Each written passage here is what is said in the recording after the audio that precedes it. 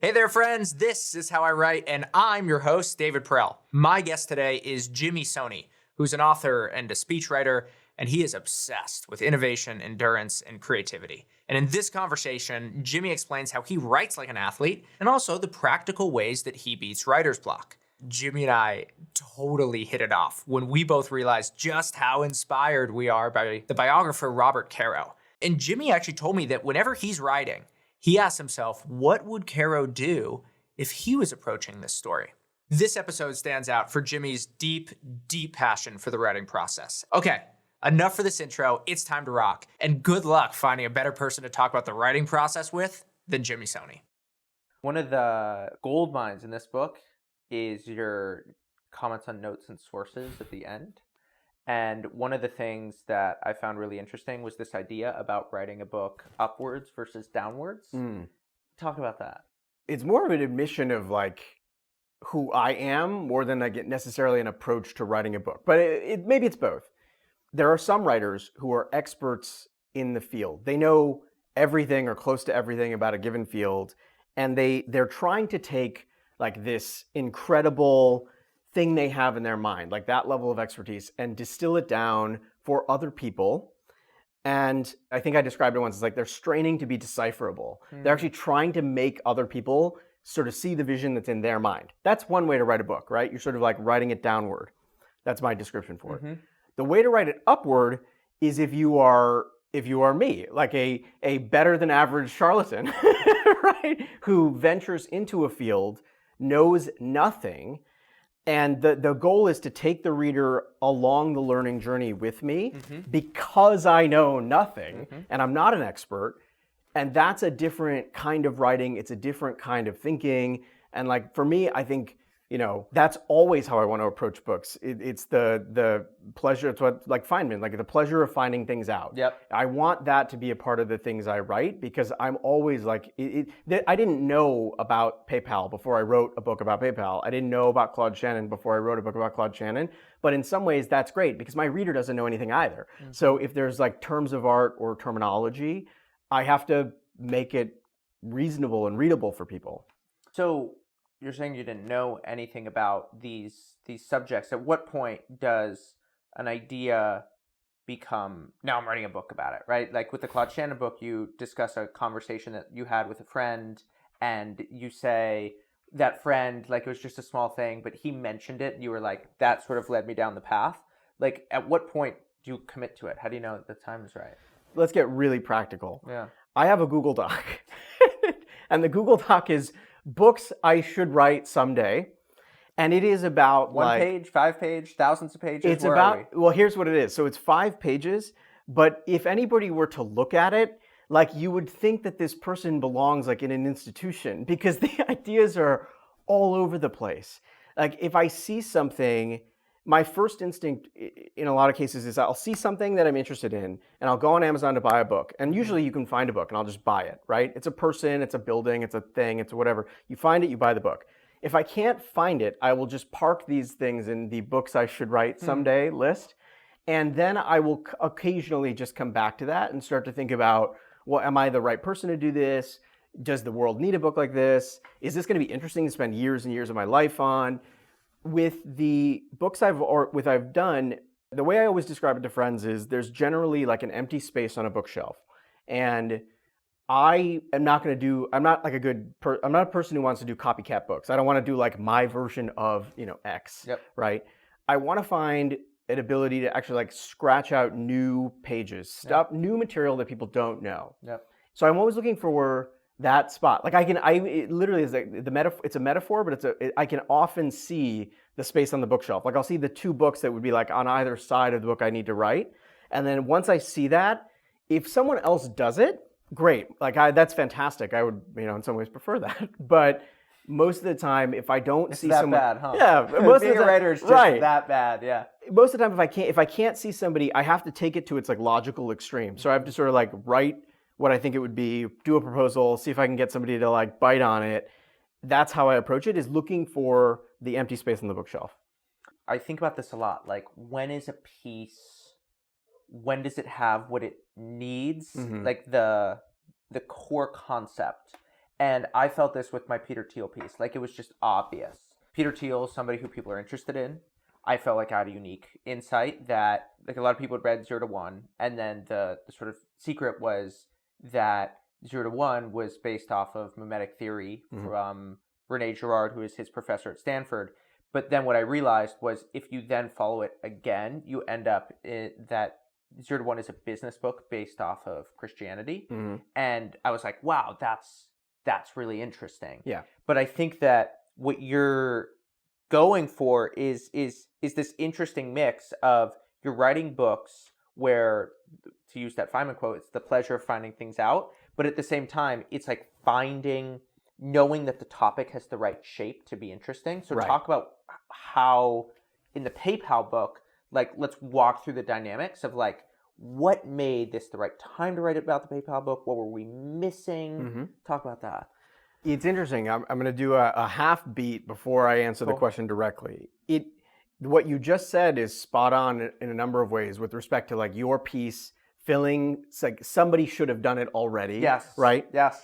It is the way I think about it now, and maybe this is just because I'm still sort of like, baking on the fumes of the PayPal book, but it's an entrepreneurial way to think about writing in the truest sense, which is like you'll sort of have an idea. It's like somebody should really do this thing, right? Somebody like this sort of amorphous. Somebody should really do X, and then you decide like, no, I'm gonna do that and see where it goes. That's a business instinct, right? It's actually it's a decision to see something in the world and say, that could be done better.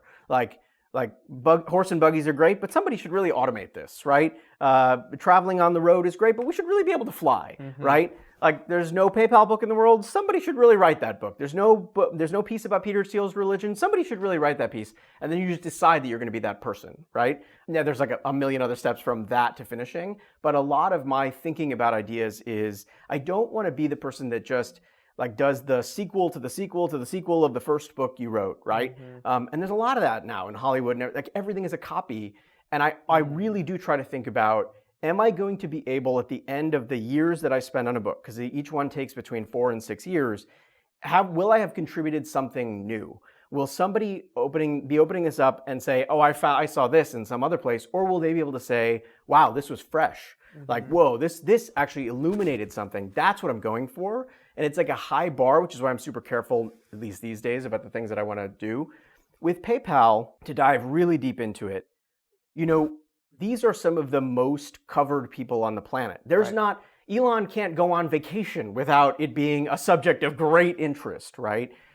Peter gives one speech and the world like covers it from every possible angle. And there's almost like a Talmudic exegesis every time he talks, right? Max Levchin runs a public company. He's on CNBC, right? So I was dealing with people who get coverage. Here's what I saw. Everyone was focused on the things that they did now, today, the more contemporary things, but no one had really gone back and asked them, well, hold on, like all of you worked at one place at one time. How come no one did the book on that period, like the 1998 to 2002 creation? And I just kept, like I went on Amazon, I bought 0 to 1, I bought the PayPal Wars, I bought other books about these people, I bought Ashley Vance's book about Elon Musk, I bought everything. I bought all of Reid Hoffman's books, I read them all. And still, I got the sense that there was something here that was undercooked, underexplored. And I knew, I was like, look, if I poke around at this enough, there's going to be stories here that other people haven't captured, and they deserve to be captured. I also got the sense that this was a formative time in these people's lives. It was a fun time in their lives, and it was culturally really significant with the dot-com bubble and the dot-com rise and the dot-com bubble bursting. So I had a few ingredients there that were key, but one of the big things was these are the most, like they're written about and talked about so much, but how come no one has gone back and asked them how they got their start? One of the things that I've grown to admire about your process is just how intensely you research. And so let's start off with this idea that you were sharing with me, something that you picked up from Robert Caro, something you admire about him. like often when people think of, okay, I need to research, okay, let's go interview the main figures, Elon, Thiel, all these sorts of people. But you have this appreciation, this respect for some of the forgotten people, the people who maybe only spent 12 minutes with these people, but it was the crucial time, the crucial place. Yeah. So some of this is going to come out as therapy, David. Like it's, Well, it's a conversation. I was going to writing. say, I'm sort of recovering from the insanity of the last 6 years of doing this book. But my theory of the case is the following: when you get to the level that some of the people that I wrote about are at, a lot of what you say ends up either being a little rehearsed, or you've said the same talking points from the same script so many times, and it's muscle memory. You just know how to answer the question, right? Like if somebody asked you, like, how did you create Rite of Passage? You've got your, Yeah. That raises the bar for somebody like me. It means I've got to like ask better questions. It means I've got to peer a little bit deeper. It also means that the most interesting stuff generally is going to come from people who don't ordinarily get the chance to be interviewed, or who don't seek it out, or who avoid it entirely. And if you can get those people to speak to you, they don't have the experience of repeating themselves 15 times on the TechCrunch stage, and they'll give you the best nuggets there are, right? So rather than speak in abstractions, I'll give you a specific example. In one of the early documents that was shared with me about the creation of PayPal, there was a cap table, a list of investors in one of the early iterations of the company. And there were some familiar names on there, right? And then there was this name on there that I had not seen in any other context. His name was Ed Bogas, B-O-G-A-S. And I was like, that's interesting. I haven't seen this. The other names, Peter Thiel, Reid Hoffman, Ken Howery, you know those names. I was like, Ed, who's Ed? Yeah. So I went onto Google, and Ed was a musician and a chess player living in San Francisco. And so I'm thinking to myself, like, wait, like he's not an investor. He's not like a general partner at, Sequoia Capital or something. He's like a music guy. At first I thought I had the wrong Ed Bogas. So then by the way, I might be mispronouncing his name. I honestly don't know. This is shows you how a little bit random how this process is. So I Googled enough that I found a phone number with a San Francisco area code. And I called it up and I left a message. And I think the message was something like, hi, my name is Jimmy. Ed, I think you're the right Ed. I saw your name on a document connected to Confinity, one of the predecessor companies to PayPal. I think you were an investor. And I was wondering about that period. I'm trying to contact everybody I can. And if you could give me a few minutes of your time, I would really appreciate it. Left it there, didn't think anything of it because I hadn't heard his name come up 20 million times. I get a call back a little while later, and it's Ed. And I ended up interviewing him.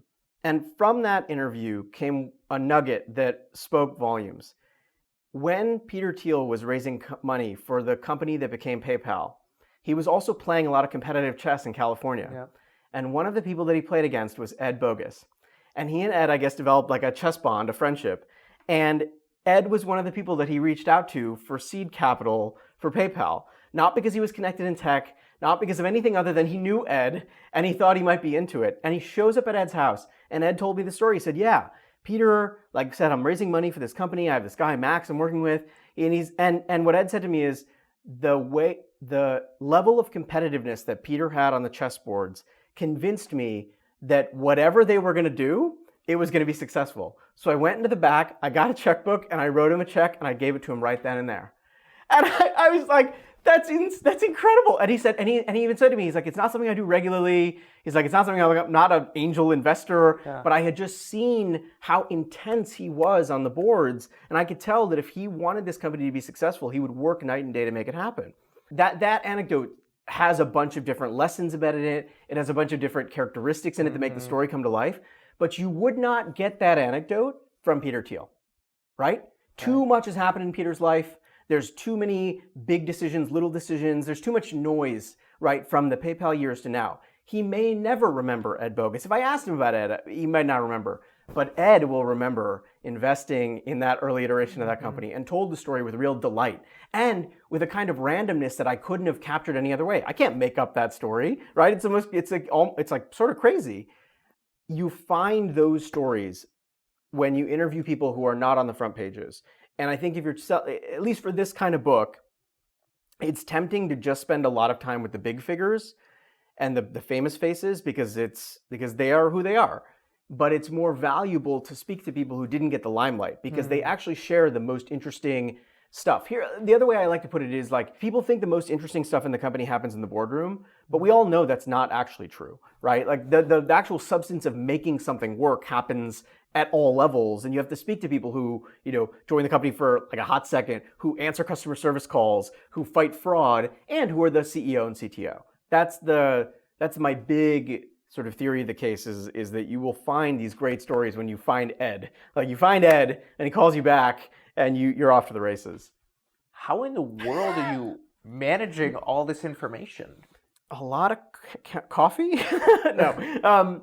The honest answer is, I have a Is this system. another Google Doc that you're just filling out? Boom, Well, boom, boom? you nailed it actually. Yeah. I don't want to act like I had a process coming into this that I had built and then I just applied a framework and that's exactly how it was supposed to go. You build processes as you do projects. You know this. It's not there's nobody who set out to do anything who has the map figured out. And even in this case, I didn't have the map figured out. But to speak to the question of like in managing the interview information, this is peak nerd, right? But there is a system. Google Sheets is where the names, the dates, and the links to files are. All my files are stored in the cloud because I'm paranoid about those files being lost. Yep.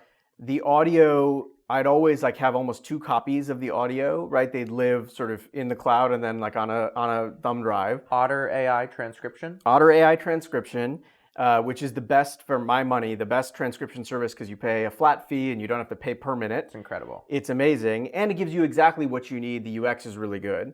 And then what I would do is I would have sort of like if I'm looking at the columns, right? The columns for the interviewees. I had the name, the date, my notes for the interview, the file of the interview, my notes after the interview. I always do a thing where like after I'd interview anybody, I would sort of like free write and just like just do impressions on like stuff that it popped immediately to mind. We keep talking about this because one of the things I really struggle with as a note taker is underestimating the vividness of an experience when you're there and how fast memory decays. Yes. So how do you push yourself to do that and to say the things that seem so obvious that they're not even worth writing in the moment? Right. But then you look back on 2 years later and you're like, oh my goodness, I'm so happy I wrote that down. Yeah.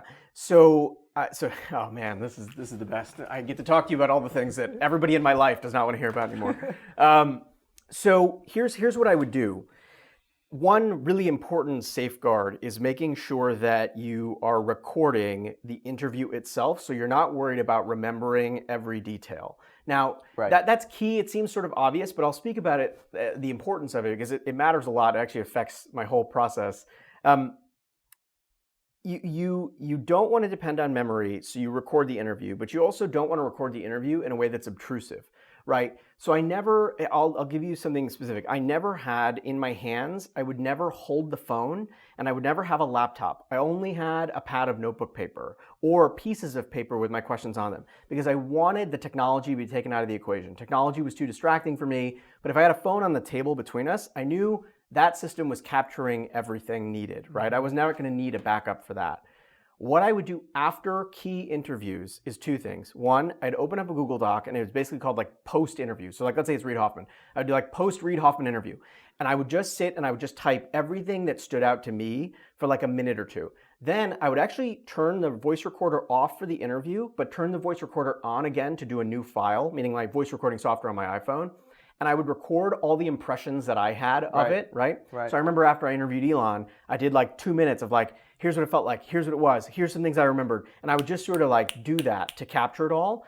And then after that, I could like have the adrenaline crash and like kind of calm myself down. Do you remember what you said after interviewing Elon? See, I don't have to remember because it's recorded, but I remember. Touché. I remember, what I remember was, one, I remember saying, wow, he really spent a lot of time with me despite not like having a lot to do. This guy runs 2 companies and it has a big life and has a family, and wow, wasn't that amazing? Like he really wanted to dive in. The second thing is, I remember thinking to myself, this is not somebody who is speaking from a script.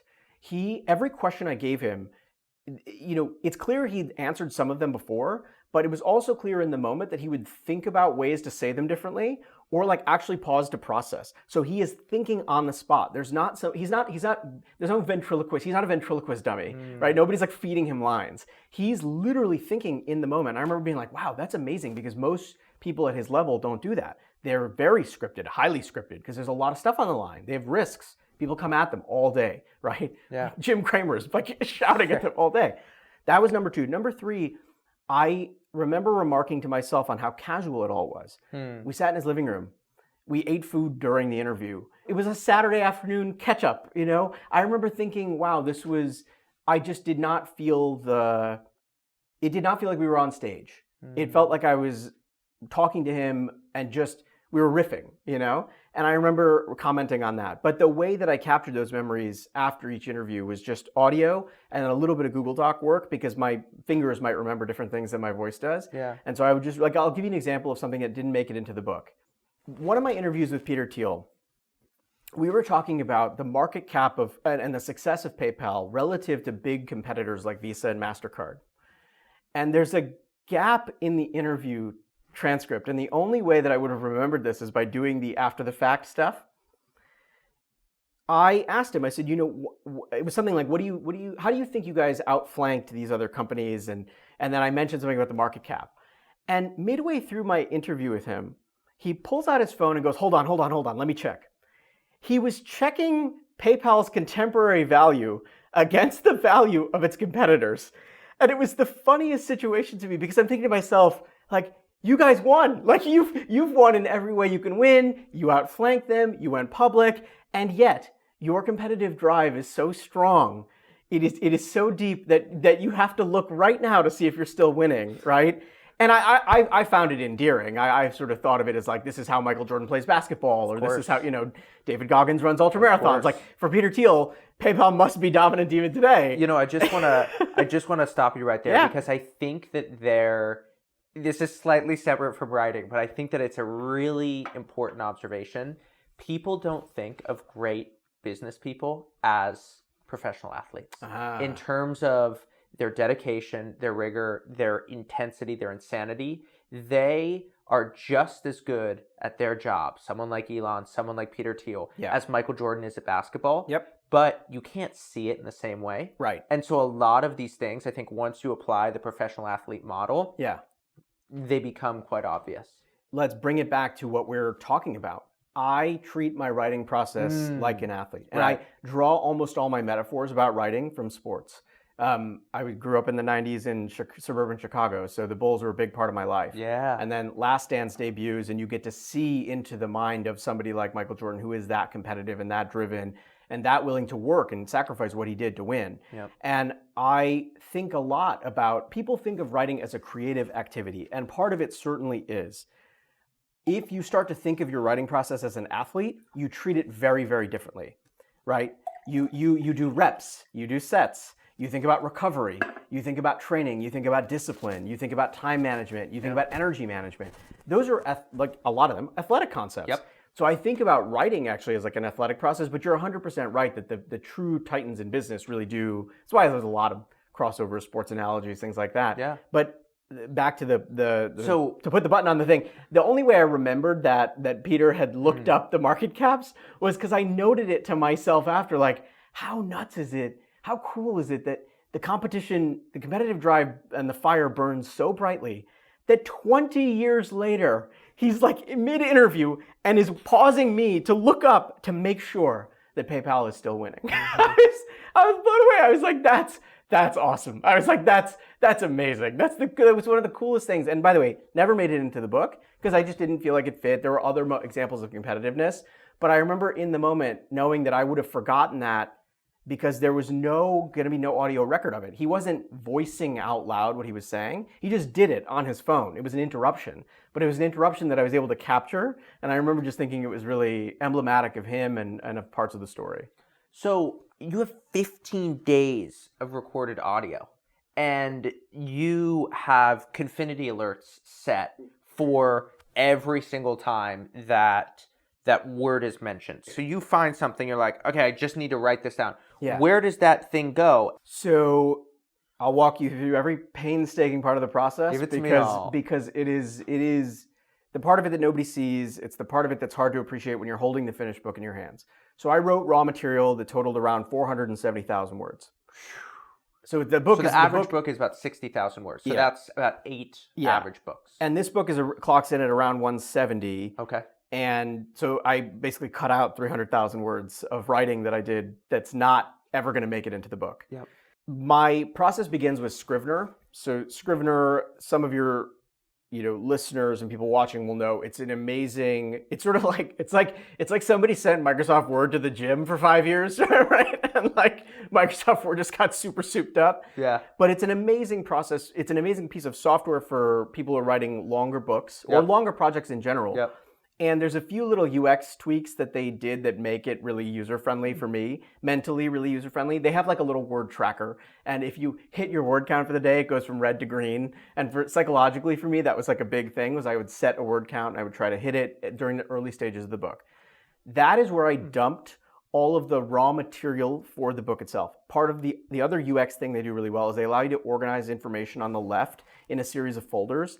And seeing the folders side by side with the written text really helped me because my book is chronological. So I had folders for 1998, 1999, 2000, 2001, and 2002. Everything had to fit into one of those folders, right? Or the intro or conclusion folders. And I basically you could tell by the thickness of the number of entries in a folder whether I had done enough homework on a given period. And I knew, I was like, I'm undercooked on 2001. I sort of phoned it in, buddy. You got to go back and keep going. But basically, I dumped everything in there. My actual writing, meaning taking raw material and refining it into something readable, happens in Google Docs. And so there's a bunch of reasons for that. One is that Google Docs is in the cloud, so I can sort of avoid the paranoia of losing my laptop or losing the file. I'm insane about backups. I think this may be true for you. I came of age in the blue screen of death era of computing. Yeah. And so I always have the memory of losing a document because a computer short circuits. I remember my mom would always say, finish paragraph, and then you go Apple save, Apple save, Apple save. Because remember, you used to have to save an actual document. Otherwise, you'd literally lose it. We have this now where I write my newsletter through the browser. And if I'm writing it on an airplane or something, it won't, the cache won't refresh or something, and I'll lose it. And I don't know what it is, but there's something about losing something that you've written that is an anger that hits at your core that is it's a very particular kind of anger that I don't have anywhere else in my life. I would rather go to the dentist. It's the worst pain, right? Yeah. Because you've done the work, you've sort of summoned up every ounce of will and skill and whatever to sit and do it, and then it's gone. To avoid that, I write in Google Docs. Google Docs for me everything is run out of this PayPal master Google Sheets document, which has chapters on the left and versions across the top. Every chapter in this book went through 13 Google Docs iterations and then 5 PDF iterations. So roughly, actually more than 5. So around 17 or 18 revisions for every chapter in the book. And the Google Sheets is where I just know, okay, I'm done with chapter 4. Let's move on to chapter 5. And part of it is satisfaction. I got a lot of satisfaction when I was able to copy and paste the Google Docs link for a chapter into the Google Sheets bubble. and I would look at it and I would sit there and be like, that's great, I finished the chapter, and then move on to the next. And so that's the process. And it's a mix of, as I just talked about, it's a mix of psychology, tricks you play with yourself to get the writing out. It's a mix of redundancy, systems so that you don't lose what you've done, and then a way to make sure that it's all organized so you're not going crazy. Your question is a really, it hits home really personally to me, because the thing about having a lot of information is that this book could be written 17 different ways. My way isn't necessarily the only way, but cataloging and organizing information is a big part of writing, and it's why I have very specific systems I've built to do this book. A lot of it, again, is a mix of Google Docs, Google Sheets, and Scrivener. That's step one, right? Step two is this. I don't start a chapter by sitting down and writing chapter 1 on top of Google Doc and then just banging it out. Yeah. What I do instead, which is much easier and much lower stakes, is I go to my 1998 folder in Scrivener. I look at all my little entries and I copy and paste them And the copying and pasting is the most satisfying feeling because I copy and paste maybe 9,000 words of text for a chapter. And I know that chapter is not going to be 9,000 words. It's probably going to be closer to 5,500. But I have so much there. Yeah. And it's like, it's so nice. Look at how much work I did. I did 9,000 words worth of work. Once I've copied and pasted, I know I can take that clay and shape it into the chapter I want. Yeah. But that's how I avoid the demon of the blinking cursor, the blank page. I'm not doing anything other than dumping a bunch of stuff in a Scrivener, copying and pasting over to Google Docs, and then I shape and I formulate and I play. And that's like where some of the more fun stuff happens. But if I were starting with a blank piece of paper, I mean, I'd go crazy. Yeah. No, though I'm already crazy, as maybe people could tell, but it would be very hard to jog the words out. I think it's Michelangelo who has this line about a statue that your job as a sculptor is to chisel the stone and define the statue that's already within it. And I like that metaphor because it takes writing from a process of creation to a process of subtraction and refinement and reduction. And that idea helps a lot of people. That's a much better metaphor than the one I would often use, which is like every chapter in this book is like a sauce reduction. It's like I took a bunch of stuff, I put it in a big boiling pot, and I waited until it was all reduced down to its essence. That's how I would think about it intellectually. Yeah. I think that fear is a big part. Overcoming fear, overcoming the psychology of anxiety is a big part of writing for a lot of people. I think there may be some people I know, like superheroes, who aren't afraid when they sit down to write. What are you afraid of?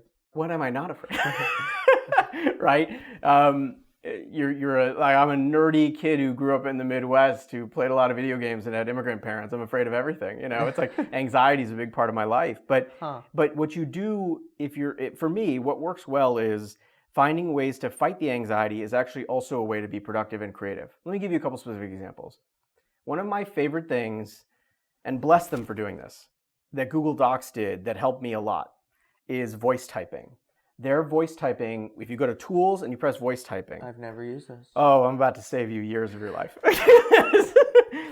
I, like a lot of people, many people may have writer's block. They won't get speaker's block. They can talk, right? Totally, yeah. So what I would do is if I was stuck, is I would actually I would open up Google Docs, I'd go to tools, voice typing, and my understanding is that they built the Android voice recognition technology. They took that and they put it into Google Docs. And so you actually get a situation where like they're using really good tech and the voice recognition is really good. I'd put a manila folder on top of my computer screen and I would I'd make sure voice typing was activated. I'd put a manila folder on top of my computer screen so I couldn't see anything, and I would describe whatever scene I wanted to write. Because that way I'm just describing it and I'm not looking at anything. I'm not seeing how bad the language are or how many spelling errors there are, how many grammatical errors there are. All I'm doing is saying, describe, what the car crash was like between Elon and Peter. I already know a lot of the facts. I've interviewed them. Story? There's in the middle of the book, there's a car accident where Elon's driving a McLaren F1, Peter Thiel's a passenger, and they get into a really gnarly car crash. The car is totaled. They both narrowly escape. I mean, my sense is they both narrowly escape with their lives. It's a pretty unbelievable moment, and it's sandwiched right in the middle of the book. Man, imagine a counterfactual. They die. Yeah. How different the world, pop culture. Just all over the place. Elon's the biggest figure in the world right now. That's right. It's close to losing him. The funny thing is, because they survived, and because both of them have this sort of like a dark, ironic sense of humor, the way that section ends is that both of them cracked, and I interviewed them separately about this, they both cracked jokes. Elon's joke was like, well, I guess Peter won't be driving with me again. And then Peter was like, I had taken off with Elon, just not in a rocket, right? Because the car actually flies up. But back to the sort of central point, right? If I was thinking about that, I'd probably already done the reading, the research, and the interviewing to bring that scene to life. Yes. But it was easier for me to just talk it to my computer and not see the words. And that's why Google Voice Typing is a godsend. I mean, it's incredible because what it does is it allows you to get just that raw material on the page and overcome the anxiety of you having to sit and type. Right? I'm pretty good at sitting and typing. I can do that. But there are times when I get freaked out by my own material or by my own, insecurities about a project. And that's when Google Voice Typing is where it's at. That's one trick. The other trick I use is I will often write big sections of a chapter on the phone. The phone is one of the best techniques I've seen for getting material out when I'm stuck or when I'm editing and I need something to be sharper. And the reason is twofold. One, the form factor. It forces you to like tighten up all your sentences because it's tiny. The other is you actually have a harder time if you've turned your notifications off, leaving like Google Docs on your phone or leaving a notes app on your phone. You have to make a conscious choice to go over to another app. On a browser, you press Control T and you open up another tab. Like it's like my favorite thing in the world to do, right? So I have 1 million tabs open at any given time. That tab opening process, you have to defeat that. The way I defeat that frequently is I would wake up and instead of writing on my computer, I would write on my phone and I would like open up like chapter 4. And I would just go through and I'd be like, okay, I have more to say here. Nip and tuck here. I did a lot of my best editing on the phone. And it just, the changing of the form factor forces you to write a little differently. And it just takes some of the fear away. Because also it's almost like texting a friend. Totally. Yeah, so a lot of comments here. So first of all, I always do my final round of editing in my bed on Google Docs. Always. That's great. And there's something about Google Docs. And for me, reading on my phone is a little harder. So you're saying writing on your phone, there's more friction to change. I get so distracted when I read on my phone. And so my patience is less. And so probably then matches what a reader's patience is. Yeah. It's possible to get too obsessed with the tools and the techniques, but a lot of the tools and techniques actually like solve an important problem. Yes. Right? Think about it this way. You can't write long paragraphs on a phone. They can't be too long. You'll notice them right away if they're too long. And your reader will notice them and get annoyed by them if you have said the same thing 14 ways, right? That annoyance, you're more likely to pick that up on your phone than on a computer, right? Let's go a step further. I don't have any evidence for this, but somebody should really run the study of whether it's different if you're writing through your thumbs as opposed to writing through your index finger and other fingers. You only use your thumb on a space bar on a keyboard, but you use your thumb as your primary typing mechanism on a phone. Now, is it possible that there's some thumb brain connection that's different than the index finger? And maybe not. Maybe I'm overplaying it. But I suspect that the amount of texting we all do, the amount of personality we all try to inject into our phones is different than the personality we inject when we're sitting on our computers. So totally agree. And I wouldn't follow the thumb route, but what I would follow is the posture route. And so when you're sitting at a computer, you're generally sitting up.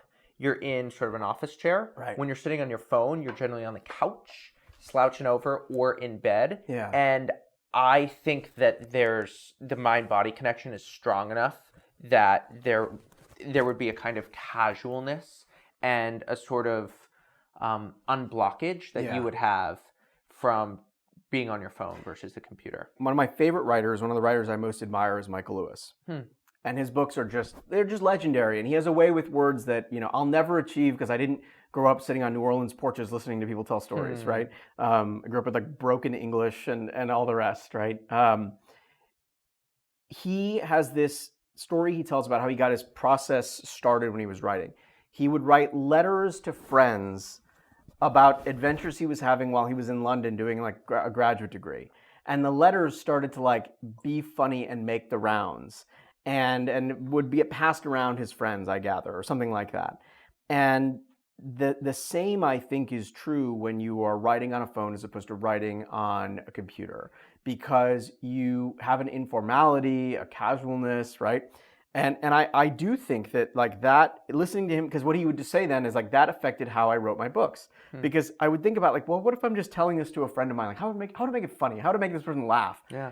That I think is different. The biggest thing I would say is like many people listening, everybody writes. Some people probably want to write professionally, but they feel like the sitting at a computer and writing is like really intimidating. Look, it is. I get it. I live with that fear every day. Yeah. Every day I'm still afraid of it. Yep. You can overcome that fear through strategy. And one of the ways to overcome the fear is voice typing in Google Docs. Yep. One of the ways to overcome the fear is using a phone and just using that form factor if that's what works for you. You have to come up with these strategies. The only way to manage that, people have come up with a bunch of different names for it. Imposter syndrome, the resistance, whatever. I think it's something more writers should be talking more about, because people want to make writing seem like this sort of glamorous, high-flying thing, when really much of it is getting the words on the page, but overcoming fear, distraction, doubt. Yeah.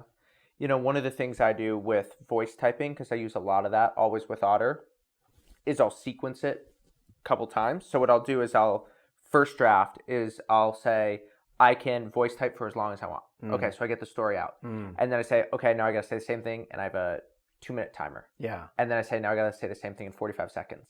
And so what it does is voice just forces compression. Yeah. And what's funny is that humans are very good at compressing things in speech relative to typing. Yeah. And the example here is if you give somebody a piece and you say, okay, so this is 5 pages, now compress it into 1 page or half a page, that's really hard for people. They'll say, how do I do that? We're missing out on all these sorts of things.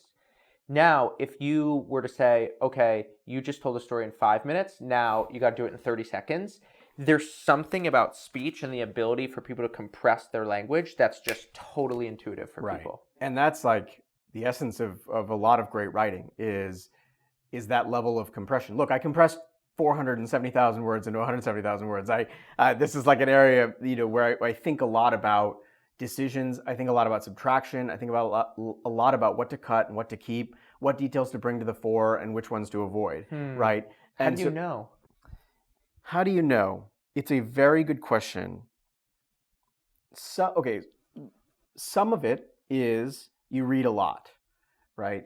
The best writers I know are avid readers. It seems kind of obvious, except that it's not actually that obvious. A lot of my writing is standing on the shoulder of people who I really, really, really admire or whose work has just blown my hair back. Laura Hillenbrand, the author of Seabiscuit and Unbroken, I marvel at her. I marvel at her actually as a person. She has chronic fatigue syndrome, and she still manages to write these incredibly, insanely detailed books, and she's tired essentially 7 days a week, 24 hours a day. Like, not tired. Tired is underselling it. Chronic fatigue syndrome is like debilitating. Like, she can't move. There are some days she can't move. And yet her 2 books are just extraordinary monuments of research. And by the way, I complain about getting on a flight to have to go to meet somebody to do an interview, and I'm tired and whatever. And she is in bed deciding if she has enough energy to move her arms, and it's trying to finish a book, right? So I have no reason to complain. But a lot of my kind of how do you know what to keep and what to cut is I study other books. I'm meticulous about looking at books I admire that might be cousin to my book, and then just breaking them down. So we're in the therapy confession mode. The book that I read, I must have been 16 or 17 times all the way through, was The Everything Store by Brad Stone. And there's it's a little scary. My friends told me never to admit this, but whatever.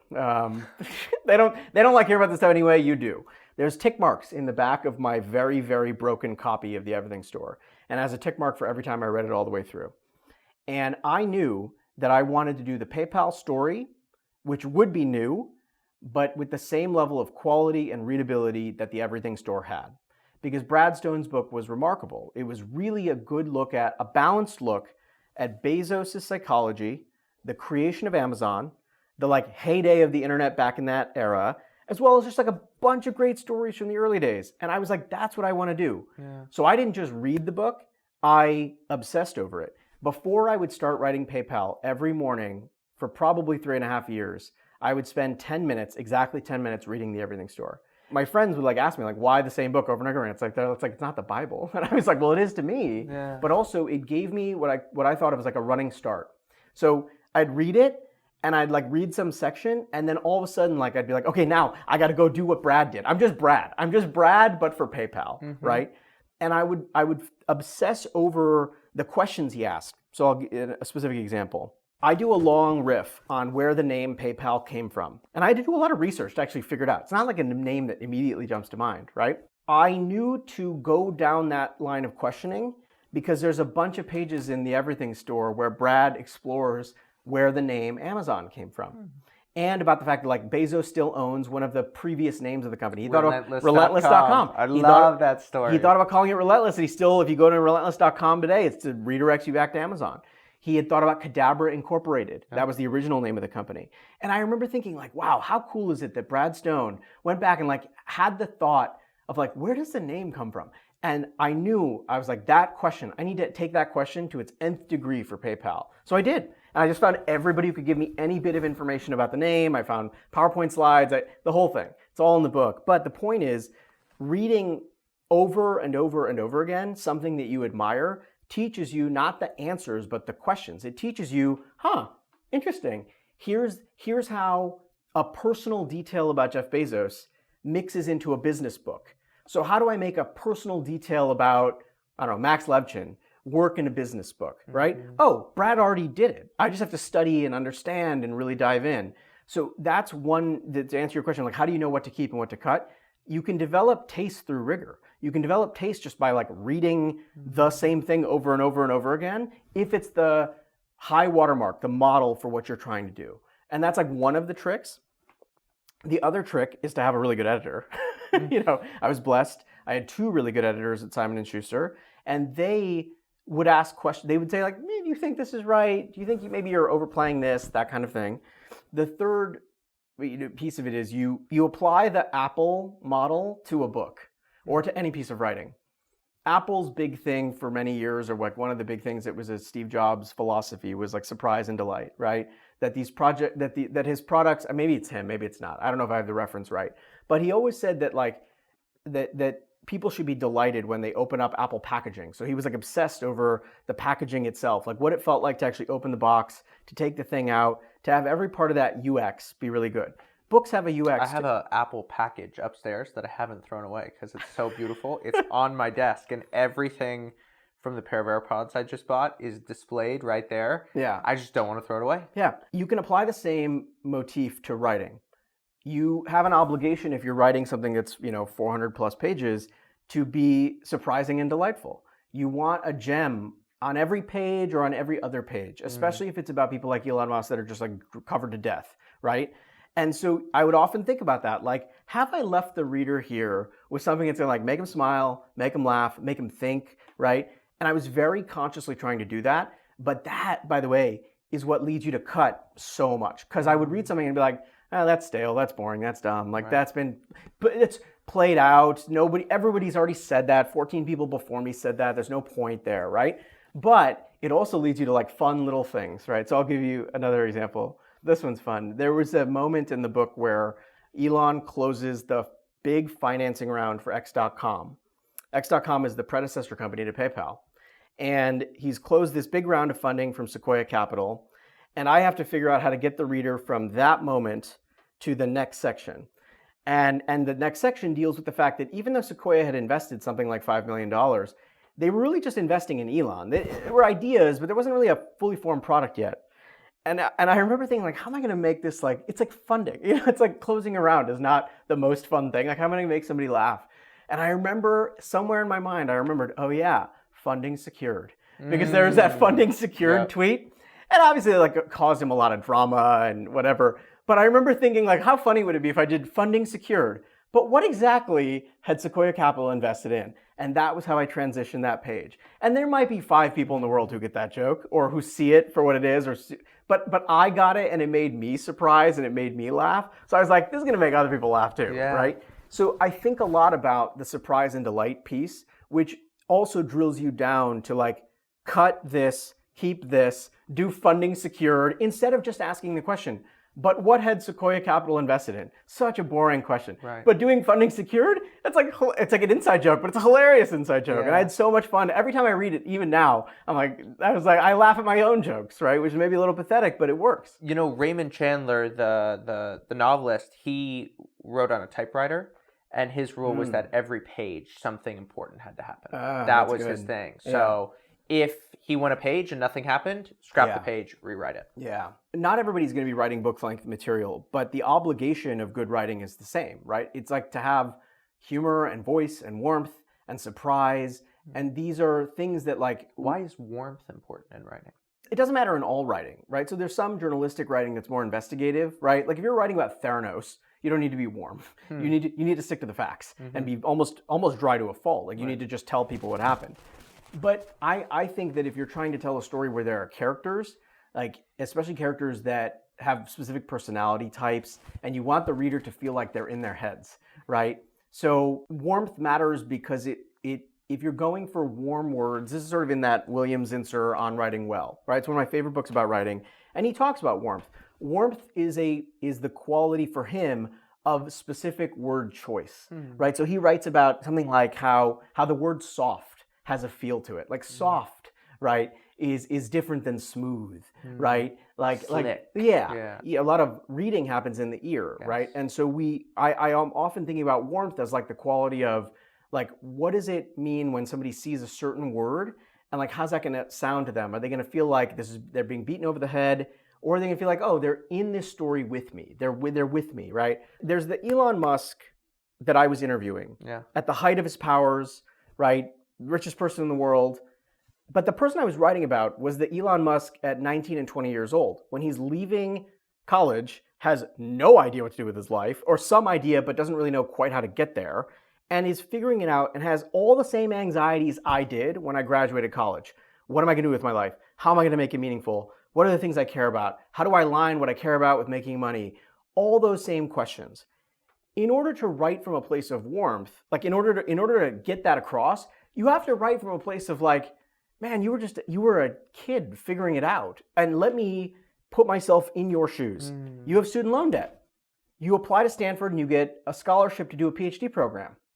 But you also think you might want to take a job. So you go stand in the lobby. This is something he did. He stood in the lobby at Netscape because he sent a letter in for a job, did not get a response. Elon Musk did not get a letter of response from Netscape when he applied. He goes to the lobby at Netscape, and his line about it, he's like, I sort of stood there and I just like hoped I could strike up a conversation with somebody, but I was too shy and too scared to talk to anybody. So I, like, after a little while, I left the lobby and I went home. Well, I mean, what an incredible thing. This is one of the most confident, risk-seeking people in the world, but he is standing in the lobby at Netscape trying to start a conversation, can't start a conversation, and is like, oh, all right, I can't do this. I'm going to go back. Then decides to build a company, but that's a risky venture. So instead of dropping out of his Stanford program, he delays it for 6 monts. How can you not write about a young person's anxiety about their life choices at 19 with warmth? Right? Like, why wouldn't, and that's why I found his first boss, and I interviewed his first boss who gave him advice about what to do and about what he should do. I wanted people to get the sense of these are people. There's like an emotion, there's a human emotion, there's fear, there's risk taking. I don't see how you could write that without warmth, right? Because then it's like you could see that same story repeated in any of the people who are in my life who made those. I made those choices when I was 19 and 20, right? That's the reason to write with warmth, is because it takes people, at least for a book like this, it takes people who are on the mountaintop and it reminds you that they're human beings. Yeah. How did writing factor into the PayPal story? I know they had a company newsletter. You looked at a bunch of emails. What else happened? Writing was valued at the company. Yeah. So one of the things that multiple people I interviewed mentioned that if you were a talented writer, it was sort of like being a talented engineer. People looked at you and they marked you out as special. Peter Thiel in particular put a high premium on clear writing and clear communication. One of the many reasons, but one key reason why he was keen to bring David Sachs onto the team is because he knew David was a clear writer. That's kind of like the small way. The more interesting way that writing is a part of the story is there's a weekly company newsletter. And I had the extraordinary opportunity to go through like hundreds of thousands of pages of email that people had kept from that era.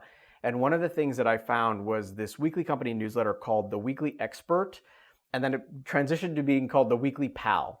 So I'm looking at The Weekly Pal, I'm reading every company newsletter, I'm seeing birthday updates, I'm seeing random 401k updates, that kind of stuff. But then in kind of 2001, 2002, I start to see this sort of weekly or every other week column written by David Sachs. And it is the like product Q&A column. And I remember finding it and just thinking, boy, I just hit pay dirt. What happens is one of the employees will submit a question and David will write like a 700 to 1,000 word response as an answer, and they'll include it in the weekly newsletter. So someone asked the question, why can't PayPal service offline retailers? Or why can't we partner up with Amazon? And, it's one of these things like he wants the company to understand his thinking about product, but the best way to do that is for him to write an answer and then include it so that everyone can see it and see his thinking. And for a writer writing the story, that was just, I mean, it was a gold mine because I got his thinking on everything from international expansion to this, that, the other thing. And so writing it's a big part of the sort of meta story of the company. I also had the fortune of seeing, Peter wrote a note to the company after 9/11, which was his understanding of the terrorist attacks and like what it meant to him, what it meant for the world. And that's in the book. Wow. Elon wrote a resignation note when he was leaving the company. He was pushed out by, in a sort of now famous, but a coup, basically a coup. And he wrote a long note meditating on the company, what it meant, what the future would hold, and he sent it so that's in the book. So there were all these moments where you see that these people actually valued the written word enormously. And maybe that, by the way, maybe that doesn't make them different from any other company in the world. I suspect people are going to maybe roll their eyes and look, all companies have weekly newsletters. Yes, but if you look at the quality of the writing in some of these written things from the story that I had access to, it is really a cut above, right? And it's written with real flair and real flourish. So that's a part of it. I think the most important thing is that time and again I heard from people, for the folks who ran PayPal, if you could write clearly, you were thinking clearly, and it was a valued commodity of the company. One of the things that I uncovered at least I think I uncovered as I was prepping for this, was I was looking at your notes and sources from the founders. And one of the things that you talk about is a woman named Alice Mayhew. So we're going to talk about her in a second. Mm-hmm. But one of the things that she taught you was that you should write things that stand the test of time. And that seems to be something that, at the very least, you're very interested in. You're not just asking, how do I write a book that resonates now, but will resonate in a while? Mm-hmm. And then I sort of follow that. I'm like, I'm going to go back to your book on Claude Shannon. And the quote at the beginning is from W.H. Auden, and it talks about stand the test of time. And so I don't know if you know about this, but was that intentional? No, it was not at all. I've never even thought about it until now. That's insane. I mean, I'm sure it's back in my subconscious somewhere, but that's crazy. What's going on? I'm a little blown away. It's sort of funny. I think there is something about creative projects that last that actually is important as a goal you should set for yourself. And it's probably maybe a little pompous, maybe not pompous, but maybe a little like you want to do that with a level of humility because not everything you make is going to have like 100-year shelf life. Well, the quote that you use, which I think answers what you're trying to say, is that it's that the certainty that the work is good and will stand the test of time. I like that way of phrasing it. I'm not sure that it's like what I wake up every day and think about first, right? But it's certainly in the back of my mind. Here's what I mean by that. A lot of books that are written about these kinds of companies, there's a ton of gossip in them. And gossip has about a 5-minute shelf life, right? What Susie said that made Tom mad, or what Tom did when he slipped and fell on the sidewalk and it was really embarrassing, has no value for a reader in 2080. Because really, like those moments tend to not be that important. I always tried to, when I was writing this book, think about if it's 2080 or 2100 and someone wants to understand who Elon Musk is and how he got to where he is and what these 4.5, 5 years in his life meant, will they get value out of reading my book? And I tried to find the ideas, the concepts, and the stories that were both new and interesting, but that also like had longevity. That like somebody would be like, that helps me. Like, oh, that's really interesting, right? Like, that's really cool. It's why that's fresh. I never thought about it that way before. And I found that like if you have that as a filter, it actually like cuts out a lot of stuff that you might include, but it leads you to focus on, okay, what was it here that's important, that is going to endure? And you don't get it, by the way, you don't get it right all the time. I probably didn't get it right 95% of the time. But the point is to think a lot, at least for me, about, it's a book of history. I recently read this wonderful book called A Night to Remember, which was about the sinking of the Titanic. It's like one of the better books I've read in the last little while. And I know how that story is going to end. We all do. But I was riveted from page 1 to the end. And it's because there's just an endurance about it. There's a quality. People 100 years from now will still be reading The Power Broker by Robert Moses. Yeah. They will still be reading Seabiscuit by Laura Hillenbrand. I am, admittedly, you have to be sort of modest, but you have to be immodest in your ambitions for a project. And my ambition is I'm going to be long gone, dead and buried, but people are still going to read the book about PayPal to understand PayPal, if that's something they're looking for. They will still read this book to understand a little bit about Elon Musk. And I think that's a good goal because it also leads you to just the key important things, not the ephemera, not the nonsense, right? It leads you to really trying to understand who are these people, what made them who they are, who are their important mentors, what are the stories about their life that are really important, really consequential. And I would say also, how do they see themselves? That's the other piece of it is, how do they see themselves? There's a line from David McCullough that I really like about writing history where he says that it's not enough to recount the facts. You have to put the reader in the perspective of the people who didn't know how history was going to turn out. Yeah. And he's talking about his book about the Brooklyn Bridge. He's like, they didn't know if the Brooklyn Bridge was going to be able to be built. Like, this was a question, can we do this?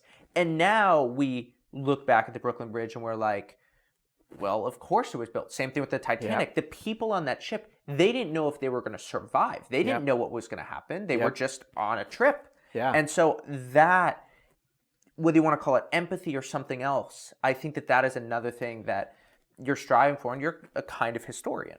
And I would actually argue that for any kind of writing, it can actually lead you to a really great process. So let me talk about another part of the process that we haven't touched on yet that might be helpful to people.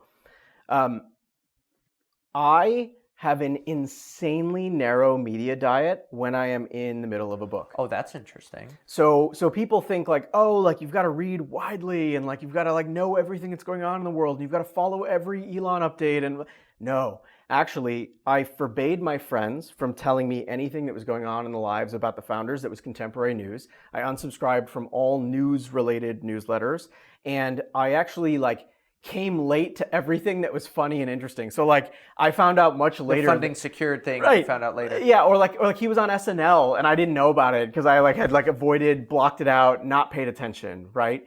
And I actually have this is a principle that I think applies not just for this kind of work, but for any kind of work. You have to be very careful about any and all of the media inputs if you're trying to create media outputs. And so, for example, like every month I will prune the newsletters I subscribe to, and I'll sort of ask myself like important questions like, do I enjoy this? Is it a delight to receive this? Am I learning things from it? Have I bought something from it? Has it actually like moved me in some way? But when I'm in the middle of a book, during the founders in particular, I mean, I sort of admitted like how many times I read The Everything Store, but there were specific things that I was trying to do, and a lot of that was cutting away everything else, because you have to inhabit their world. I have this friend who says, I'm not a method actor, I'm a method writer. So I would like sort of inhabit their universe, right? Here's another example. I read a story once about how in order to write about World War II compellingly, Laura Hillenbrand would start the day by reading World War II newspapers. And so she would like read newspapers that she had bought from that era. And so my version of that was, there was this one blogger who like was sort of like the Tyler Cowen of the 1990s, and he just had like updates every day. So I printed out like 300 pages of his updates over a, 5-6 year period. And I would actually start out by like reading about like Y2K and about the Spice Girls and like all the stuff that was happening in the 90s, right? Like rap and whatever. And so I actually tried to like occupy their world before I would start to write the book. And then for the rest of the day, I really tried to limit the influence of anything contemporary, anything that sort of threw me off my game. And again, it's not going to work for everyone, right? But if you think about, if you're writing something, anything, and you wrap your entire world around that piece of writing, like your inputs are there, the movies you're watching. I watched a lot of like YouTube videos from the 90s. I was watching a lot of like documentaries about teams. So I watched The Last Dance like a billion times. Yeah. I watched The Defiant Ones, which is all about creativity and entrepreneurship. I would watch movies that featured technology or Silicon Valley. But I avoided the show Silicon Valley because it was too contemporary and it was satire, and I wasn't going for satire, right? So I was very careful about culling the inputs so that the outputs reflected like what they might have known at the time. I think that what you're saying here that is unique to the craft of writing. Writing isn't the only place where this happens, but every great writer I know is very intentional about the life that they live away from the page in order to facilitate good writing. How does this show up in your friendships? How does this show up you live in New York City? How does this show up in the way that you interface with New York? I don't interface with it. The honest answer is I keep... Let me put it to you this way. There's sort of book me, and then there's not book me. You and I are even able to have a conversation like this because I'm not writing a book right now. Wow. Because the truth is, if I was writing a book right now, I would not have scheduled this interview with you at 9 o'clock in the morning. Because the mornings are the time when it's like a super sacred time for me to just get work done. And so what happens after you wake up through writing? I need to hear this real quick. Sure. I wake up and it's a little bit sort of like what sort of superstitious baseball players, right? So how many layers of detail do we want to go into? Go to me, man. I try not to alter a single thing in the mornings because I think of the mornings, particularly because I am generally working full-time while I'm writing books. And so I try to get as much of my writing done before I dive into like client work and other things. And so I would wake up generally at around 4 o'clock, 4:30 in the morning. Oh, wow. And I would like sort of sparkling water and caffeine were a big constituent part of the mornings. And then and let me actually get detailed here. So I would do a very, very, very quick, call it a meditation, but really it was just sort of like thinking about certain things for a minute apiece. The second minute of that was actually thinking about what the end product of the book would look like and like what it would feel like and the reaction people would have. I would imagine myself holding out. This magnificent studio. Exactly. Sitting here, not being a total weirdo. I wear the same, mostly the same clothes when I'm writing. I just don't want anything to be out of kilter. I don't want to have to spend an ounce of brain space. So it was the same hoodie over and over, same blue hoodie over and over and over again. And I've like, it's like definitely seen better days. Wow, you're really superstitious. Oh yeah, very. I do the lighting the same way. I'll flip the lights on in the same sequence. I'll get out, like the sparkling water will be there. It has to be cold, not warm. And then I would read 10 minutes of the Everything Store. Yeah. And then I would dive into whatever chapter I was working on. And and then, by the way, the process changed depending on what the outcome was for that day. But I did not leave time for interference from the outside world. Basically, what I tried to do was from 4 a.m. to let's say around 8 a.m. was my time. Wow. And it was going to be my time. And like I was going to get this thing done and I was going to do it 7 days a week. On the weekends, I had a little bit more flexibility because I could go from like 4 a.m. to 4 or 5 p.m.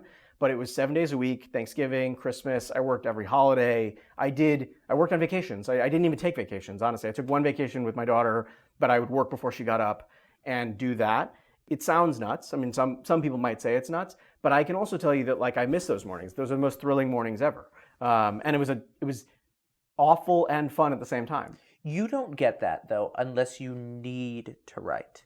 And I mean need with 500 E's.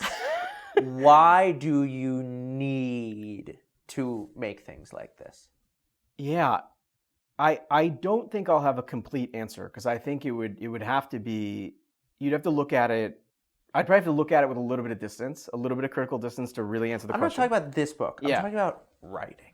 Yeah, that one's a little easier. I grew up loving books. I grew up losing myself in reading. So I fell in love with Brian Jacques. He was a writer. He wrote the Mossflower and Madame Mayo, the Redwall series. It was this series of like fantasy novels for young adults. And I would honestly, like, the librarians knew to not put the book out on the shelves. They would just like hold it back for me at school. It was really funny. I was thinking about this the other day, but some people might remember that Pizza Hut had this Book It program. So there was this program where if you read a certain number of books and filled out a sheet, you'd get a free personal pan pizza at Pizza Hut. And this was a very big part of my childhood, and I would constantly try to do that. I'd try to like get the pizzas. We had a summer reading program at my local public library when I was a kid, and they gave small, prizes for kids who read the most books. I always tried to do that. And my parents, like the other honest part of it is my parents were immigrants. We didn't have they didn't know about summer camp. They didn't know about the Boy Scouts. They didn't know about any of that stuff. They knew what a library was, and they knew they could take me and my brother to the library, spend a bunch of time there, then bring a bunch of books back, and we could pass the time reading books. So I grew up loving reading. And then at some point, what happened is I sort of started to think like I have some talent for this writing thing. I got good grades in English.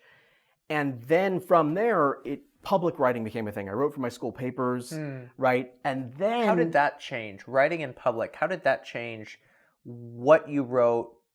I would presume level up the quality. Oh, I worked so much harder on my college columns than on my college academic work. Yeah. Like there's not even comparison. Your friends are going to see it. Other people are going to see it. If you say something stupid or misspell something or make a bad argument, you're going to hear about it from other people because college newspapers are like one of these media objects that everybody kind of at least peruses when they're doing whatever.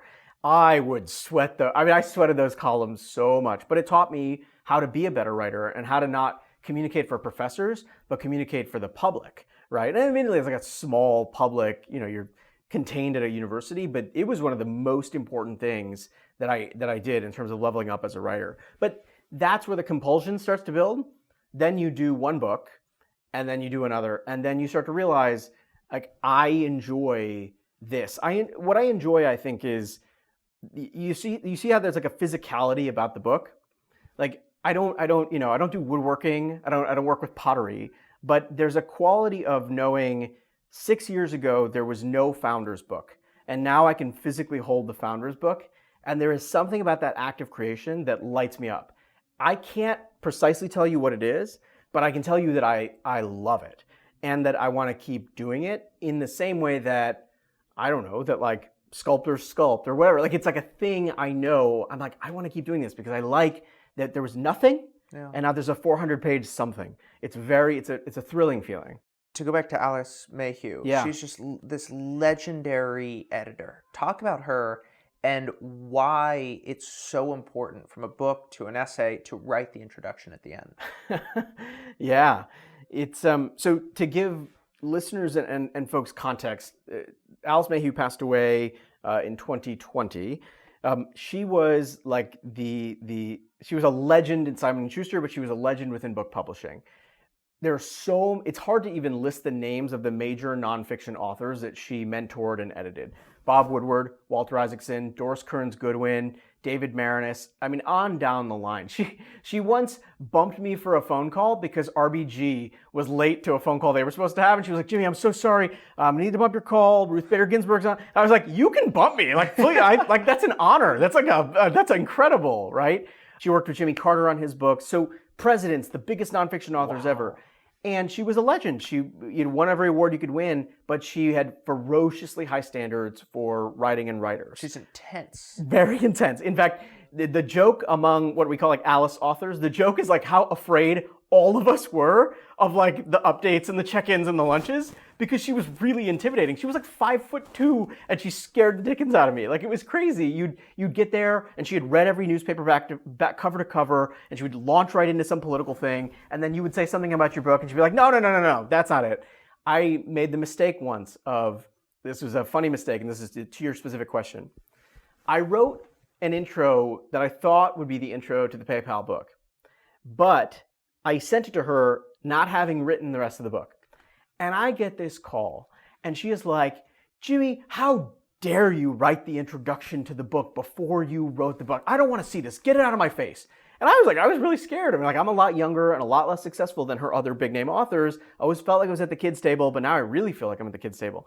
And I said, "Well, Alice, like I just didn't mean to. I thought this was a great story and it could kick off the book." And she's like, No. She's like, "You haven't done the work you need to do to tell me what the dimensions of the story are. Save the intro for when you're completely finished, and then the intro's the guide." She's like, "It's the user's guide to the book. You can then say to me, go here, don't go here, pay attention to this, not to this. Here's what the story actually is." And of course, she was 100% right. I didn't know what the hell the story was going to be when I started, but after years of research, at the very end, she would ask you to write the intro. Now, I don't know that works for everybody in every situation, but it was really, really good advice for me because it let me just write the book and then come back and tell readers, like, here's what this looks like. Here's what this thing you hold in your hands is all about. What I think adds a lot of credibility to what you say when it comes to the writing process is that you only write books like this on nights and weekends. And really early mornings, so right. Is that morning or night? Like, this isn't even your full-time job, and you were still able to do this. you're a speechwriter. That is so much of what you do. What should writers be taking from the world of speechwriting and bringing into words on the page? There are two thoughts about that. The first is the books make me better at the day job, and the day job makes me better at the books.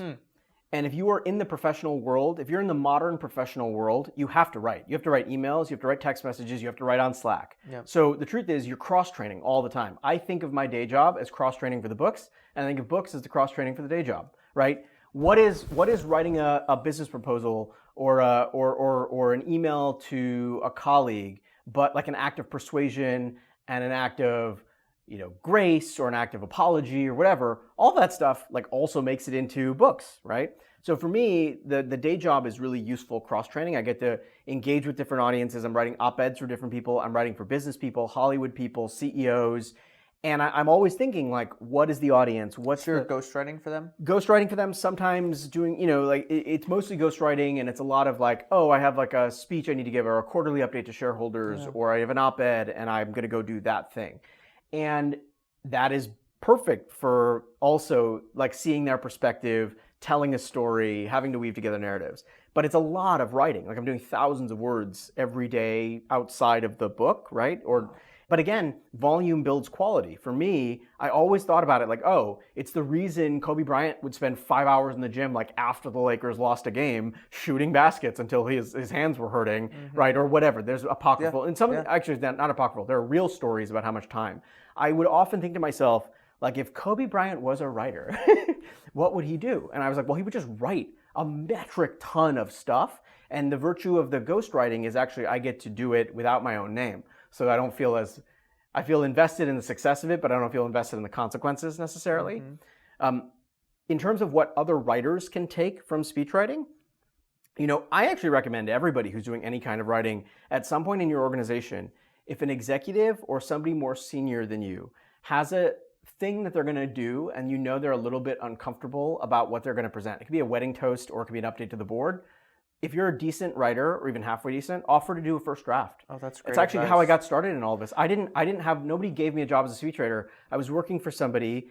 They were about to give a big speech, and I just sort of put my hand up and said, hey, listen, I've done some writing. I'm happy to take a first stab at this. Like, I feel like, I could provide a service.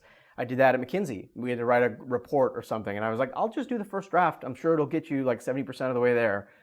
If you do that often enough, then all of a sudden you're the person that people come to and they say, hey, can you just like write this for me? It gives you practice. It gives you reps. It just actually gets you to be able to jog the words out on the page. Plus, I admire what you do, where you write so consistently and publish so consistently. I think I have some hang-ups around doing that for myself, but the writing for There's a trade-off, though. It makes it hard to do something like this. But the writing for other people gives me the consistency, that ability to jog words out. The way I always think about it is, so when I was growing up, and our house would always be the cleanest when people would come over. And even my room would be a bit of a mess. No, Mom, I'm not going to go clean that up. Right. But then it's like, David, we have guests coming over. You gotta go make your bed. And I think of writing in public in the same way, where there's a lot of times where I'm okay having an unmade bed. There's some dirty laundry on the floor. Yeah. But writing in public forces me to tidy things up. Yeah. And it just gives me an extra layer or two of care. Yeah. And I think that one of the things that we both share that writing in public helps you do, that begins as fear but then really makes you better at your craft, is just opening yourself up to criticism. Yeah. You see it with a book like this. Right. Man, you're dealing with litigious people. You're dealing with people who have a lot of money, a lot of power. Yeah. And I want to hear now, what was your relationship like with Benjamin Kalin? What is it like working with a fact checker, and what do they actually do for you? People will look at a finished book and they make certain assumptions about how the work is done. And one of the assumptions I think people make is that publishers invest in fact checking. They don't really. Fact checking, I think, used to be a part of publishing, paid publishing back in the day, maybe, but I don't actually know enough to know. I paid to have an outside fact checker go through the book and essentially beat me up for 6 months. And what Ben does, and Ben's one of the best, at least in my estimation, and he's so good, and he has this awful, awful job. And he jokes about it because he says his job is basically to tell authors like every screw up they've made over and over and over and over again. And he does it with so much wisdom and so much grace. But what a fact checker does, and this is important, I think this is actually important as a writing process thing, because there's a few people I hired to help with the book that anybody could hire for whatever they're doing. One of them was Ben. He was a fact checker. What he did is he'd read every chapter. He'd read every chapter, and before he read it, the demand was any footnote I had or any fact I had, there had to be a document in a Google Drive folder. If he's reading chapter 2, there has to be a Google Drive folder called chapter 2. And there has to be a document that confirms every single fact. And then what he would do is if he could not find confirmation, he would call it out in a Word doc and say, you didn't confirm this. Where is it? Wow. Where is it? Where is it? Where is it? And he did this over and over and over again. If I got a year wrong and he found research on it, he would say, you got the year wrong. You need to fix this. Here's the document. And he basically became a useful, if I said a song debuted in 1992 and it was actually 1993, he was like, you got this wrong. Here's the fact. But more importantly, he would push me on, you have this quote, but I listened to your interview with Elon. You didn't get this quote right. He said this. How dare you? He was sort of like calling me out, like, don't say that. He didn't say that. I didn't hear this. He would go through my interview transcripts and he would look for specific words. Like a professional curmudgeon. Pretty much. If I got one word wrong, he was like, don't do this. Like, you're going to make a big mistake here. Yeah. It was the most intense, but the most rewarding process because he was making the book fundamentally better. He was calling me to account for every decision I made editorially. That is insanely powerful. And I can't recommend, for books like mine, fact-checking matters a lot. You are dealing with people who are in the public eye. You want to be careful. You also, by the way, want to be fair. Like, I wanted to be fair to the people I was writing about. So often what I would do is, like, Ben had read the whole book through and he'd beaten me up about it, right? And I'd really gone through. So I would often call Ben after and I would say, all right, judgment call. I want to say this in the footnote, but do you think it belongs in the core text? It's a pretty big deal. There's some debate about it. It's controversial. What do you think? And he, at that point, had kicked the tires on the book so much that he could help me make those calls too.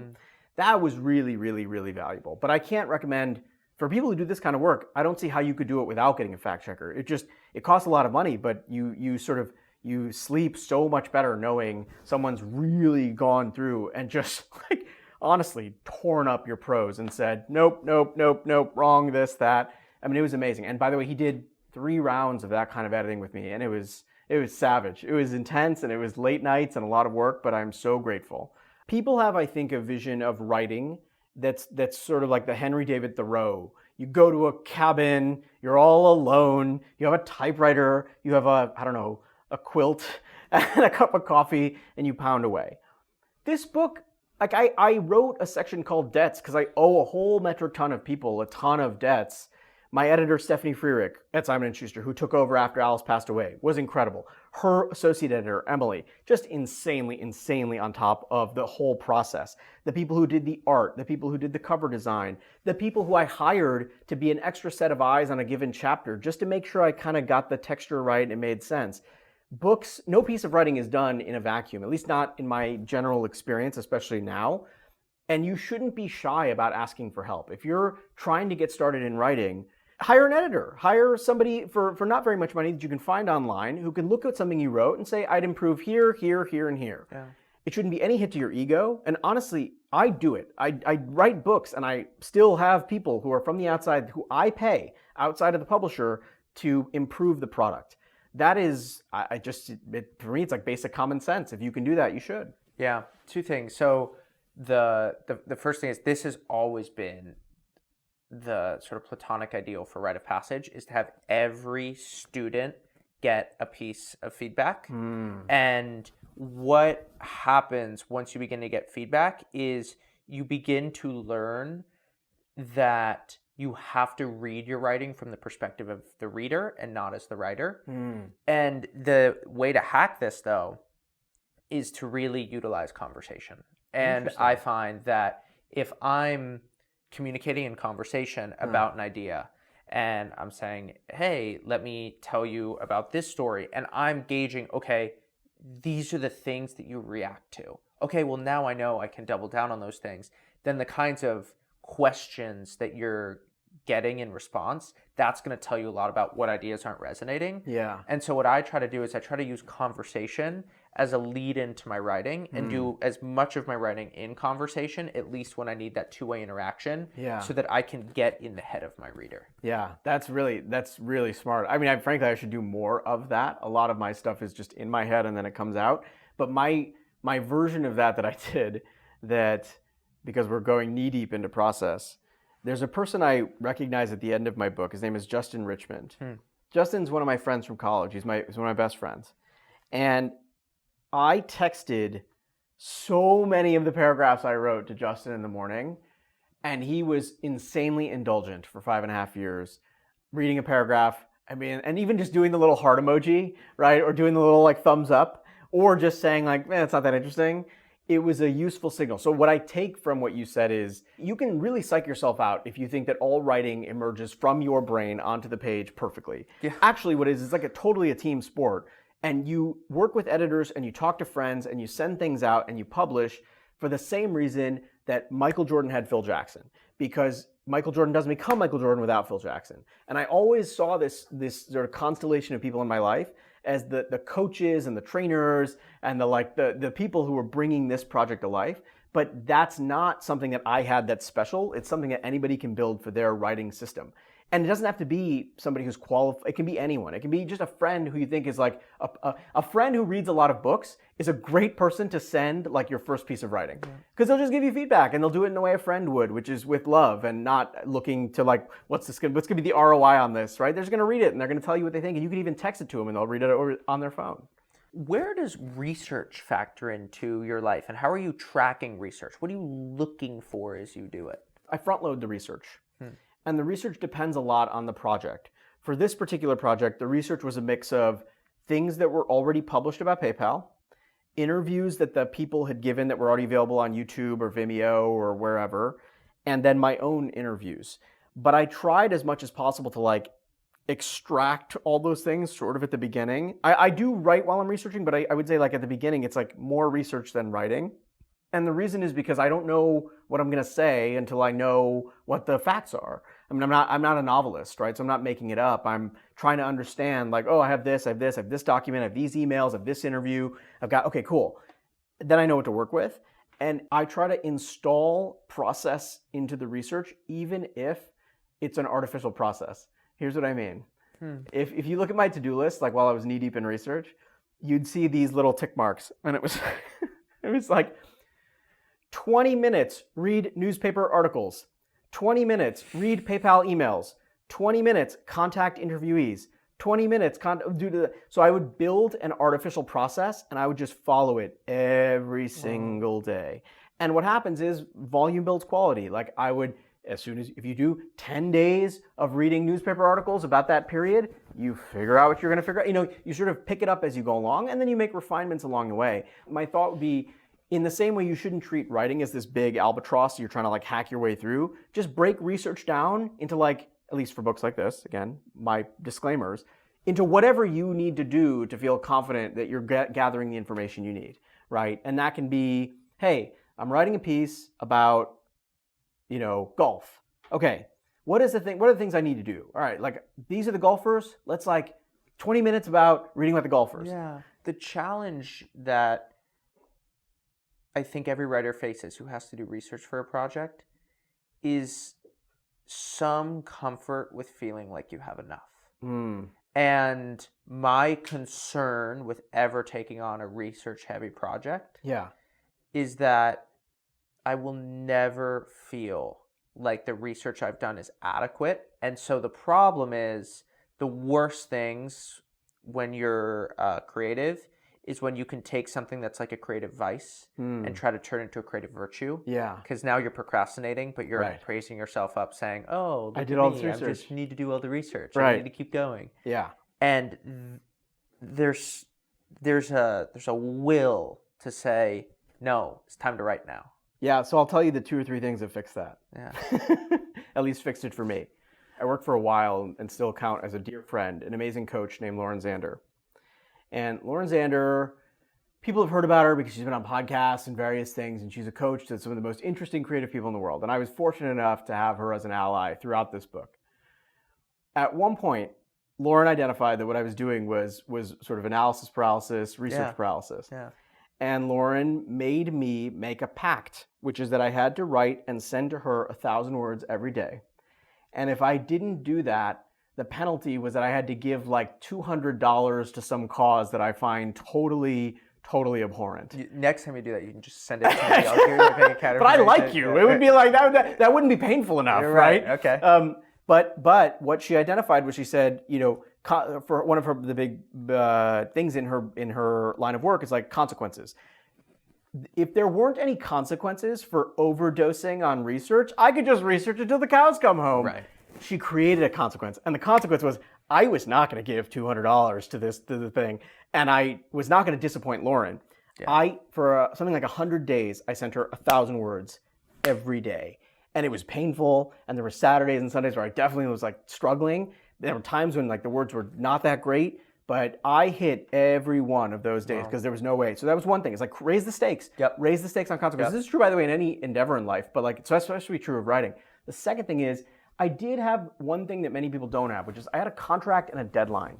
So I had an infrastructure in place with Simon & Schuster where like I had a book due. Now, deadlines are super flexible, famously flexible in publishing. Yeah. And I got a lot of leeway, and there was a pandemic and everything else. But you can create constraints for yourself, and you should, but they have to be real constraints with real teeth. Yes. Right? And that does help. I had to get this done because there was an outside external force forcing me to do it. Right?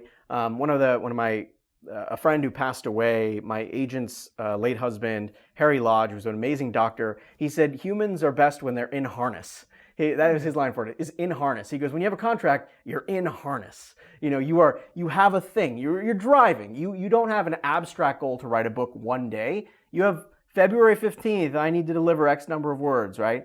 People should find ways to create those artificial deadlines for themselves, right? I suspect that if you promise to your readers that you're going to deliver weekly, and then you don't deliver weekly, you're going to feel really, really bad. But it creates that constraint. And so for me, that's like a big part of it is having consequences if I screwed up, and then having a deadline and a contract where I was expected to deliver. I want to ask you two quick questions, almost like a fire round. But you've learned a lot from Walter Isaacson and Robert Caro. And I want to just hear, what is the number one thing you've learned from Isaacson? But let's start with a conversation that you had with him early in the process of writing this book. What did he say to you? He's been a great friend and mentor, and I'm just a huge admirer of his work. I like that he gets to dive into, Da Vinci, Ben Franklin, and Steve Jobs. I mean, like, a lot of it is just like, I'm like, wow, those are really good topics. Yeah. But he's great. What's amazing about Walter is that he's very generous with his subjects, but he's very generous with people who are looking to him for writing advice. And just like advice about just like being a writer and like doing that kind of work. So early on in the project, he may not even remember this, but I had been at some event where he was launching his book about Da Vinci. Yeah. I don't know if it was Da Vinci. No, it was The Innovators. And I was at an event and we were talking, and I was at the very early stages of this. And I just, we were chatting, and he said, what are you working on next after Claude Shannon? And I said, I have this idea that like the constellation of people who made PayPal happen is a really, really interesting narrative thread. And he seized on it right away, and he said, that's a great book idea. He's like, somebody should do that book. And secretly what I was thinking to myself was like, Walter, like, you should do that book. Like, you're way more qualified than I am. Yeah, just take it. But he was so encouraging. Like, it's actually one of the things I find like that is under indexed for, like, underappreciated, is just like how much even a little bit of a word of encouragement from somebody like him, how far that can go. Like, literally him saying that, like, I walked out of that event, I was like, I can do this. Strong agree. Yeah. Strong agree. Yeah. I'm shocked at how many things in my life come from very seemingly inconsequential things that people I admire have said. Yes. So that's the big thing with him, is just that little bit of encouragement early on. There were some tactical things that we can get into if we want, that he helped with later, that were just about how do you do a book like this and not freak yourself out. Can you just dive into those quickly? Yeah. My favorite thing that he did, we went on this long walk in Central Park. It's like this epic long walk we were talking about books and writing, and I was at the cusp of having this book come out. I was sort of at the end stages. And I was just there to talked to someone who had written about another big controversial figure in Steve Jobs, where like publishing that book was probably an anxiety-ridden process. And I remember saying, like, are there things I should be thinking about at the tail end? And he's like, how are your endnotes? And I was like, they're pretty good. I mean, I don't know, like they're all right. And he said, no. He's like, you go for broke with your endnotes. He goes, because you did all of this homework to write this book, and you looked at 14 sources to confirm one fact. Why wouldn't you, as he put it, be chatty with your endnotes? Why wouldn't you use your endnotes as an opportunity to explain to other people how you made some of the conclusions you made? He's like, I don't care what they say. It was really funny. He probably shouldn't have said this, but he's like, I don't care what they say about page count, word limits. He's like, all that can be figured out. Be chatty in your endnotes. It's the place where you show people how much work you did to confirm a single thing. And he went and he told me the story about a Steve Jobs line. I think it's like the great artist Thiel line or something. Yeah. It turned out like that was not something that Walter had heard in just his interviews. Steve Jobs had said it in other places. But just so that no one thought that Walter himself had like concocted this line from an interview, Walter included like a whole section of like, see also, see also, see also. And he encouraged me to do the same thing. That's why my endnotes are like gratuitously long, and hopefully nobody ever bores themselves by reading them. But the notes are long because I wanted people to see the process, to see some of the sources, to see the diversity of like, I got this from here and this YouTube video and that. And he was hugely helpful in even encouraging me to do that level of investing in a section that most people will just like never ever see. Like it was a big deal to hear him say that, because I was so worried about the things people would see, like the actual words, the cover, everything. I had totally forgotten that there was this other obligation I had to show people my work. And as you read Walter Isaacson, what is it from his books that you're trying to bring into yours? Like if you could basically, you know, it's like those drops, right? You take, like yesterday I was at the airport, you know, you take the top of the straw, you put your finger on the top, right? You get the water, put right. it here. Like, what do you want to do with his writing? I think anybody that's writing about or talking about a writer at his level and of his quality has to be a little bit humble in like what they're trying to emulate, because it's sort of tough, right? It's sort of like you know, it's sort of like saying like I want to play basketball like LeBron James. Yeah. You know? His books are enormously readable. Yes. No one strains to get through the words. He's not trying to be fancy. And it's actually a really hard thing to be simple. But he has this quality of being able to pull you into the story of like the creation of an Apple product or of Ben Franklin's scientific experiments or of Da Vinci's paintings, and you don't feel like you are doing homework. You don't feel like you're eating your vegetables. It's actually a pleasant experience to read his books, and that is always what I'm trying to go for with my work, right? That is warmth. Yeah. And you never finish a book of his and you're like, man, that was really hard to get through. It was actually like most of his books are like very, very readable, but that is so brutally hard to do.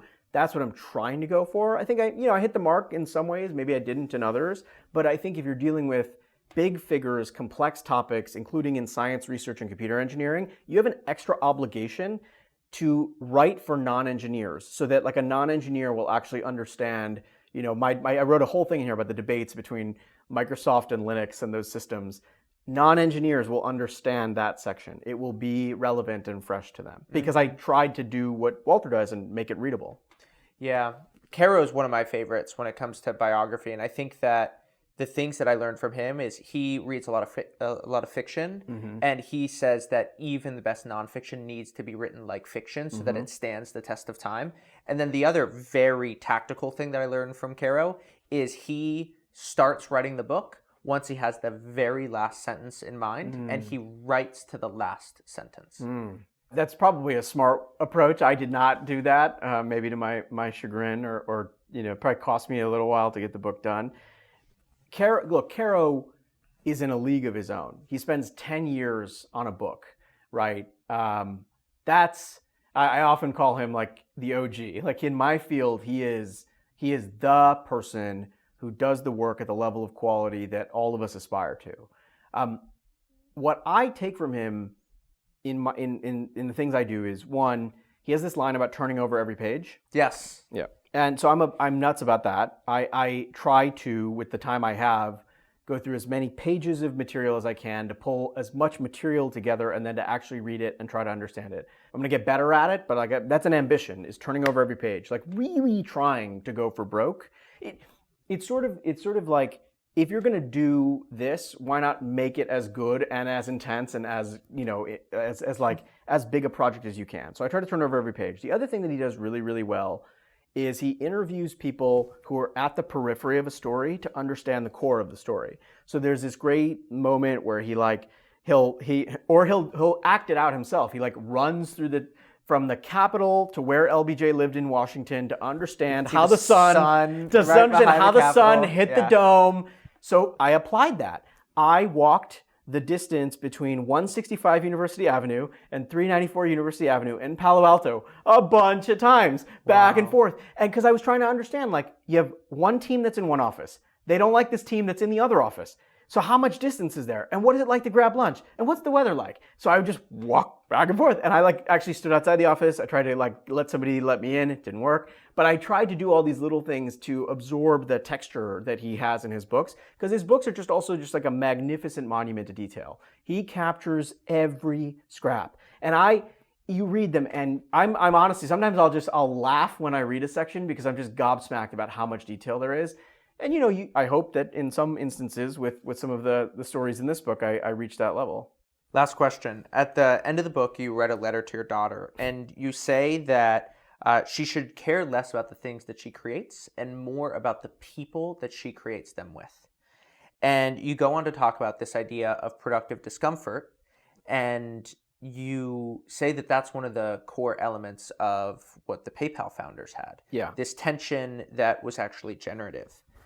Why is productive comfort so important for you?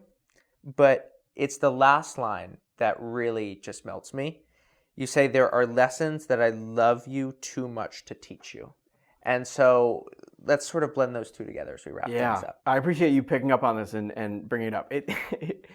Authors aren't, in a book like this, you have to be very careful when you introduce yourself as a character, because you really shouldn't. You shouldn't really ever break the fourth wall, like kind of do at the beginning. But the one place you're allowed to do it with abandon, with gusto, is in the acknowledgments. Yeah. You're allowed to do whatever. In fact, reading the acknowledgments is super fun because it's actually the time when authors let their hair down and just say whatever the hell is in their minds. Yeah.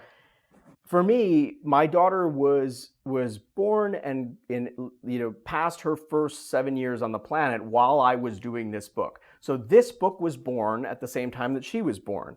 And so there's this interesting intermingling of the two. I'd go for interviews and come back and tell her about them, even if she couldn't really understand them.